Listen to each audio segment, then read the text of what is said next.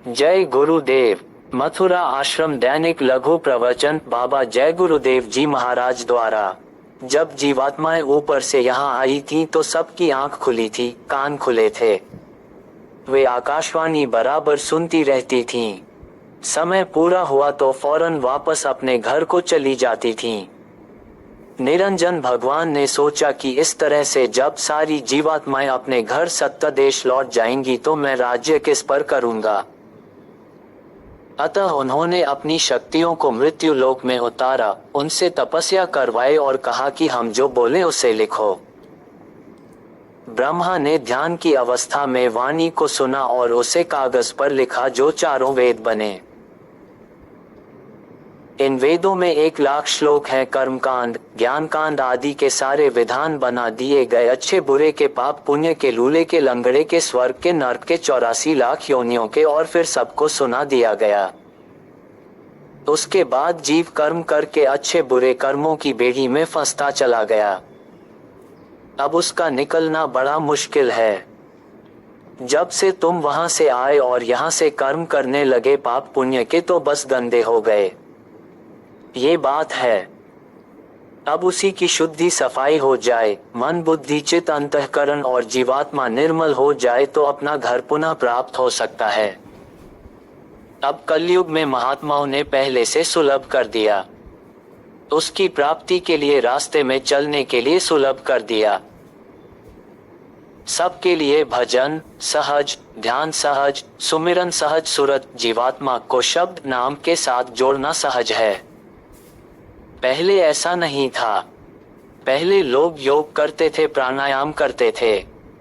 वो काम स्त्रियों से हो नहीं सकता था।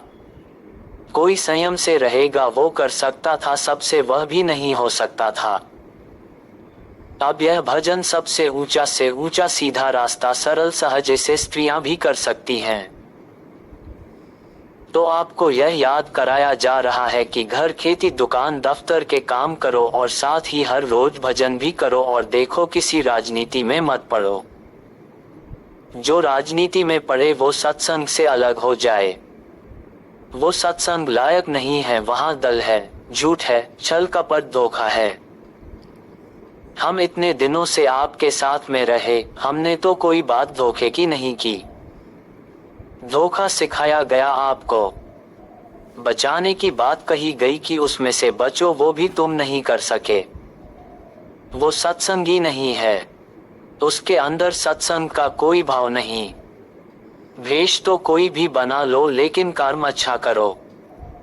तुम टाट पहन लोगे और कर्म करोगे ओछा नीच कर्म, तो तुमको कौन कहेगा कि भजन करते हो? कोई नहीं कहेगा। भजन करो शुद्ध साफ होकर के, नहीं तो मैं बताए देता हूं कि सजा मिलने ही वाली है। अब पीछे मत कहना, और पीछे आपकी कोई सुनवाई नहीं होगी। सजा मिलने ही वाली है और वो सजा देने वाला है। हम तो कुछ नहीं करेंगे।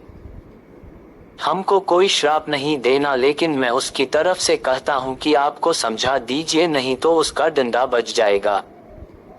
हमेशा होशियार रहो। दिन में काम, शाम को बच्चों की सेवा, उसके बाद भजन। स्त्रियां भी भजन करें, पुरुष भी करें। जब माँ बाप करने लगे तो छोटे छोटे बच्चे अकेले अकेले सीखने लगेंगे। जय गुरुदेव।